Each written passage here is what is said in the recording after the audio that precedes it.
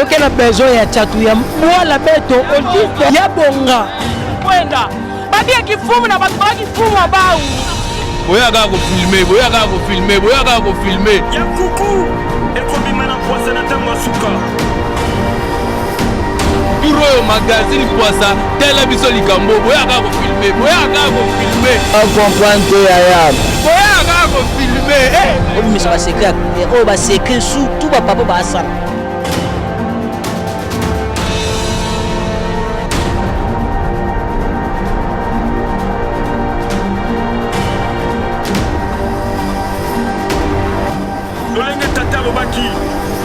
Natembo suka misala nyonso ya mabe oyo ebombana ekobima solo na poisa Pape magazine poisselier banini boto luka bino banda kato mona te toyeba te bodusola ke bokoma ke bokena na mbokani le roi pe toye to baka vérité magazine poissa donc oya kuku ebimi na poissa peke mikolo balobi ke bana vidéo ke bana caméra po obima na poissa na magazine veut dire koto ni masolo kio chetembe olingo boya magazine poissa na kosilika na kokata tiniki bokomona bongo kanda ya masiya te kopekisa baite mokonzi tika na lobela bango bakosi pe pikumone mingi mokonzi bakotana video ah ya solo kote wana collection yango te na boybo publier nga mokili mobimba bamona ekomama solo utaepa ya tata na ngai oyo mokonzi ba magazine kozala ebele mais ya kuku ekobima na poisa na tango suka oyo mokonzi bokalisaka mingi mingi lolenge tata lobaki na tango suka misala nyonso ya mabe oyo ebombana ekobima solo na poisa yango lelo na yaki nayebisa bino botala bitalatala te magazine poisa ezali magazine oyo ezosala ke mokili mobimba bayeba na poisa nini ya malamu nini ya mabe tata na ngai uta likolo atalaka magazine poisa comprendre yaya ya kuku ebinama apasa mbote bandeko balandi bino bayebo zuli baku ya kolanda magazine poisa oyo ezali lisupe lito ya bino bana Congo central tofongola magazine na biso na descente sur terrain ya gouverneur ya province na biso ya Congo central atuma tubwa na kuluki kudia mbote oyo akitaki bongo na minkondo tina na yango grâce kifuta abimisi na poisa. Faisons vacciner nos enfants de 0 à 59 mois contre la polio. Campagne de riposte contre la poliomyélite. Oye bandi bango mokolo lelo le 6 février, kino le 8 février 2020. Campagne oyo ezalaki bongo lancé na gouverneur des provinces, son excellence Atou Matoubo na kuluki kundiambote, ezalaki bongo liboso ya bakonzi ya santé, la police pe gouvernement provincial. Awa bozali komona ndenge kani gouverneur des provinces akotaki bongo na ba quartier pon na kopesa ban na vaccin. Yaboye papa malamu kaka nde asalaka yango. Na caméra ya Chirac Lipasa abimisi na poisa. Je déclare lancer les activités de la campagne de vaccination contre la poliomyélite synchronisée avec la République d'Angola à travers les 31 zones de santé du Congo central. Sengeli boyeba ete campagne oyo ebandi lelo le 6 février tu le 8 février 2020. Pe lisusu du 20 au 22 février 2020. Boyeba ete 844 000 enfants oyo bazozela bongo pon na kozwa mangwele. Gouverneur Atou Matoubo na kuluki abengisi baboti nyonso baya kopesisa bana mangwele. Potangu tozopesa bana na biso mangwele eza kolinga pe kobatela bango. Na caméra ya Chirac Lipasa abimisi na poisa. Comme on dit toujours en anglais, prevention is better than cure. Donc, prévenir c'est mieux que guérir. Parce que la vaccination vient pour prévenir cette maladie qui ne puisse pas atteindre nos enfants. Nous sommes sûrs qu'avec le lancement que nous allons faire, avec l'exemple que nous avons donné et que les autres parents ont accepté de donner, tous les parents à travers la province vont se mobiliser pour faire vacciner les enfants. Parce que les vaccinateurs passeront porte à porte. C'est cette stratégie qui a été adoptée, l'État congolais, partant du chef de l'État et tous nous sommes derrière cette action qui nous vient de lancer aujourd'hui. ya kuku ebinama apasa. Yakuku ebinama apasa. Tozala kaka na kati ya province na biso ya Congo central epai wapi protocole d'accord esalemaki na kati ya gouvernorat pona likambu oyo etali stade Lumumba oyo bino bana Matadi bolela utakala. Gouverneur atuma tubwana toluli magazine Poissali soupelito ya bino bana Congo central oyo ekitelaka bino na terrain pona kozwela bino ba information. Awa tozali bongo na gouvernorat ya Congo central epai wapi protocole d'accord esalemaki entre ministre ya chargé infrastructure travaux publics na reconstruction Guilain Panzu Ntsasa Mangovo na société Sodimax Congo SAR oyo ezali représenté na madame Kosha Iloko Marie Rose. Nyonso ana na souci ya gouverneur ya Congo central atuma tubwana Kuluki Kudiambote oyo ayokaki kolela ya bana Congo central pe alingi a mettre fin na likambu ya construction ya stade Lumumba oyo bambula na bambula misala na yango epemaki. Na caméra ya Eli Malonda abimisi na Mpwasa. Nous en province, principalement Matadi, la population attend la finalisation des travaux du stade Lumumba. Les travaux sont à l'arrêt depuis un certain temps. Le gouvernement provincial cherche par tous les moyens pour finaliser les travaux de ce stade qui sera mis à disposition de la population les mois à venir. Hey, Toluli! Boyende ezalaka papa gouverneur. Protocole d'accord et salemaki na misu ya gouverneur. Ministre chargé infrastructure, travaux publics na reconstruction. Guilain Panzu na madame Kosha Iloko babimisi na Mpwasa. Commencé dès le début de la conception du projet. Les études pour la construction du stade Lumumba ont été réalisées par les bureaux techniques de contrôle sous demande du gouverneur Mbadou, paix à son âme. Mais vu que la province n'avait pas les ressources nécessaires pour réaliser ces travaux, ils ont discendé les travaux en deux grandes parties. La première partie concernait l'entreprise Ngwe qui a gagné ces marchés. La structure a déjà été construite et les travaux déjà réceptionnés. Concernant la deuxième partie a aussi été scindée en deux parties. Première partie, la province a signé les contrats avec la société Mango pour pouvoir poser la pelouse synthétique et les chaises. Les travaux pour le moment sont aux arrêts, mais nous nous battons au niveau du gouvernement provincial pour trouver les moyens pour terminer la deuxième partie de la première phase. Mais au même moment, même si Mango termine les travaux, le stade ne sera pas opérationnel. Il faut terminer le travail dans son ensemble. Raison pour laquelle nous nous sommes mis à chercher le financement pour construire la deuxième phase de la deuxième partie. Dieu merci, la société Sodimas nous a soumis un avis à manifestation d'intérêt qui sont prêts à financer ces travaux-là. Par la loi sur les marchés publics qui demande à ce que pour tout marché public, il y ait un appel d'offres pour pouvoir passer les travaux à une entreprise en vue qu'il y ait transparence. Nous avons commencé la procédure, mais comprenez que pour passer un appel d'offres, il y a des préalables. Les préalables, c'est que le projet doit être inscrit dans le budget. Ensuite, la disponibilité de crédit. Quand vous signez un contrat de travaux avec un partenaire, à la signature du contrat, il faut déjà disponibiliser 20% du montant des travaux à remettre à l'entrepreneur. Comme nous n'avons pas ces moyens, il faut un préfinancement. Et la DGCMP, la direction du contrôle des marchés, nous a demandé préalablement d'avoir un protocole d'accord, une entente, pour voir dans la mesure du possible si Sodimas préfinance les travaux, comment se fera ces remboursements. Fruit des négociations avec l'entreprise, ça nous a pris à peu près 3 ou 4 mois. Vous avez vu l'entreprise Sodimas, ce n'est pas la première fois qu'ils sont ici. Ils sont passés maintes fois ici, même au niveau du stade Lumumba. Donc nous avons produit un protocole d'accord approuvé par les membres du conseil que nous avons signé aujourd'hui. Maintenant, l'étape qui suit, c'est l'approbation des études proprement dit et la soumission du dossier à la DGCMP. Dès que la DGCMP nous accorde l'avis de non-objection, comme il s'agit d'un prêt, la loi prévoit de protéger l'entrepreneur. Le ministre des ITP, c'est d'appliquer les programmes du gouvernement dans mon secteur.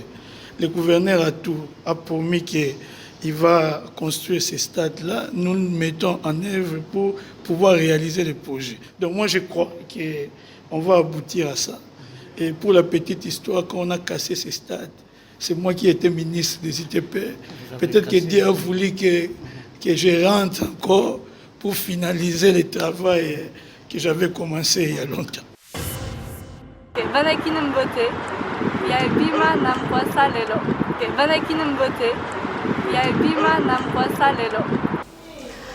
Tobima bongo na gouvernorat tokende na pozo epai wapi population ezonyo koma na likambu oyo etali courant na micro ya Grâce Kifuta ba bimisi na poisa.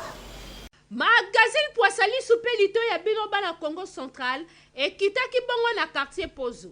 Na sima compagnie Afritrans kabine oyo bozomona transport ezate balongola yango esali bongo en mois raison bapesa ezo bimisa mafuta ebele kasi moya ezonga ezali te depuis ekenda tandis que cabine oyo alimentaka secteur mobimba ya Pozo pe éclairage public ya Pompozo botala pe batu bazosomba babonnement na bango po batala ba TV mais courant ezalité na caméra ya Jonathan Tsakala babita ya Pozo babimisi na poisa. Ça c'est vrai depuis ba kuiza ba kabeto cabine beto kena kuza ba suite mosive wapi côté ba nataka ka bine ya beto.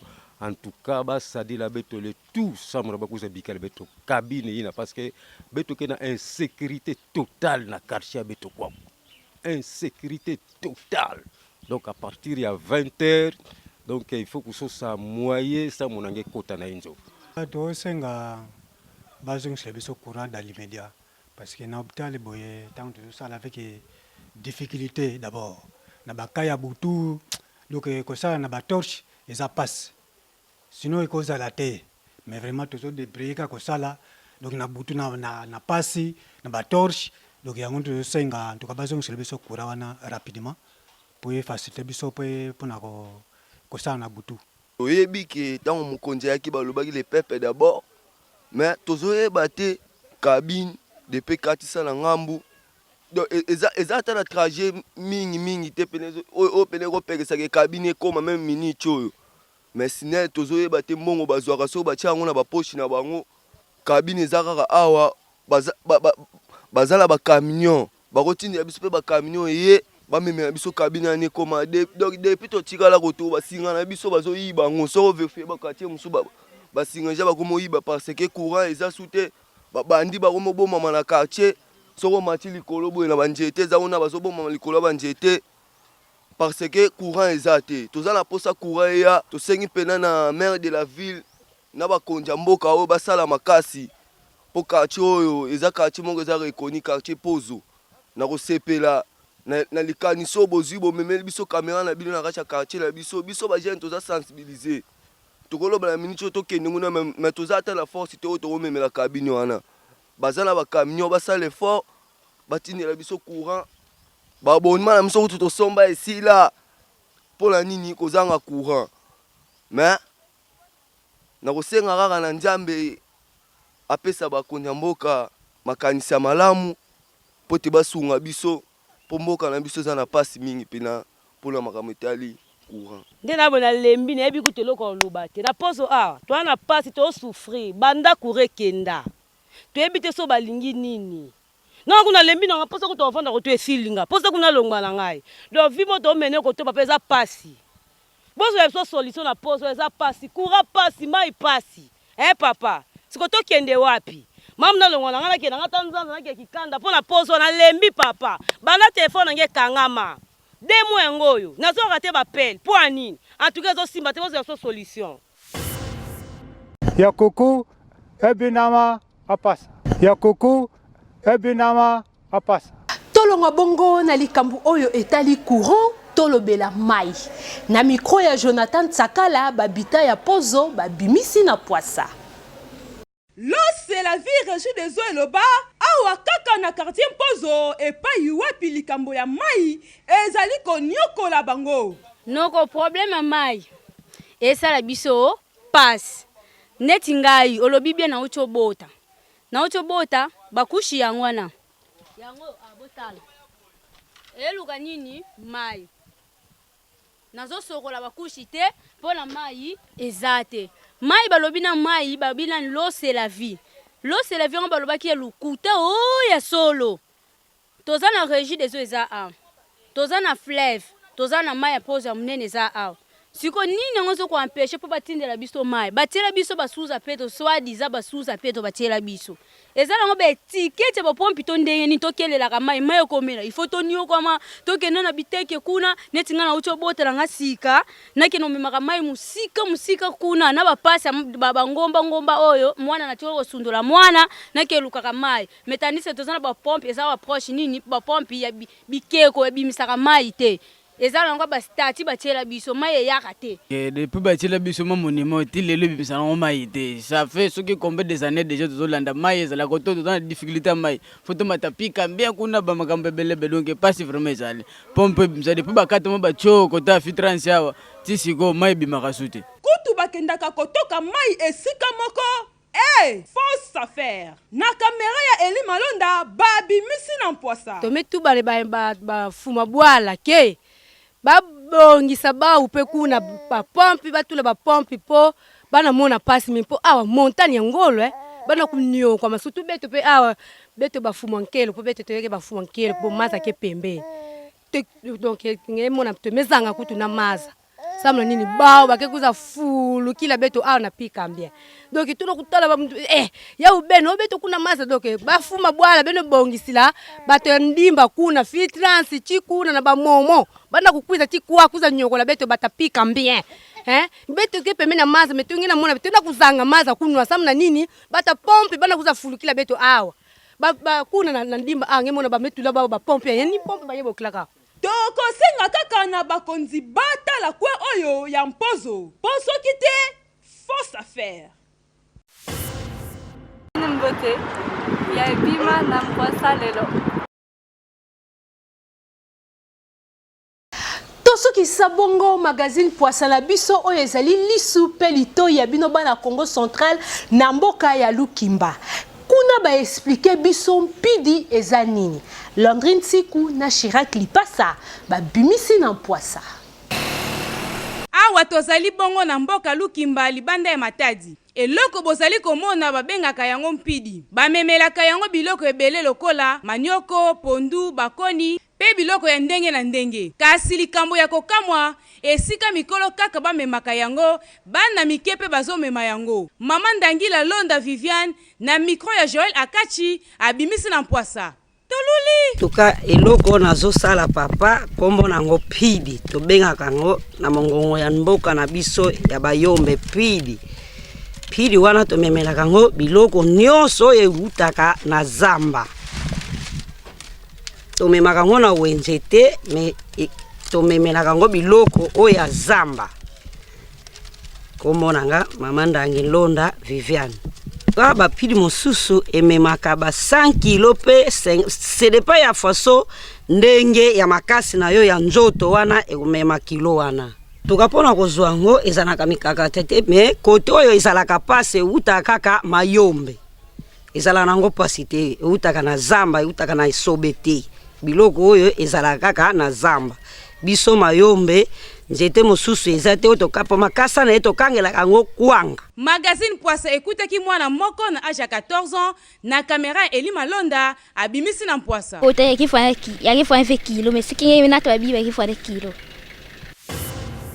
Koko ebinama apasa na elema oyo ya mpidi nde tosukisi magazine Poissa na biso oyo ezali lisu pe litoyi ya bino bana Congo central na pesi merci na ngai na équipe technique oyo accompagnera biso pe merci mingi na équipe rédactionnelle oyo mesana kotsa mayele na bango po bino bokoka kosepela na magazine Poissa na biso pe merci mingi na ba partenaire oyo bazo soutenir biso po magazine na biso ekende liboso na bosani pe Yemoko numéro masqué Sango Mokonzi Alembia papa wumela na oyo zo sala magazine Poissa tolole Koko ebinama apasa Koko ebinama apasa ekomama solo uta epai ya tata na ngai bamagazine ekozala ebele mais ya kuku ekobima na mpwasa na ntango ya suka bokanisaka mingimingi lolenge tata alobaki na ntango ya suka misala nyonso ya mabe oyo ebombana ekobima solo na mpwasa botala bitalatala te magazine Poissa ezali magazine oyo ezosala ke mokili mobimba bayeba na Poissa nini ya malamu nini ya mabe yango nalobi mpo na publicité sport to mpe promotion ya eloko olingi osala kobukana te benga magazine Poissa mingi Poissa. Merci beaucoup. Tikala wana branché na magazine Poissa po yango ndezoloba solo vérité ya mboka Congo. Soki otie tembe olingo boya magazine Poissa na kosilika na kokata tiniki bokomona bongo kanda ya masia te kopekisa baite mokonzi tikana lobela bango bakosi peuple congolais mingi mokonzi bakotia na video ya solo kote wana kolekisa yango te na boyi bo publier ngai mokili mobimba bamona nzoto ya mesia solo oyo ezali mesia kobukana te alembia solo tata amonaka losambo na yo ntango nyonso comprendre te yaya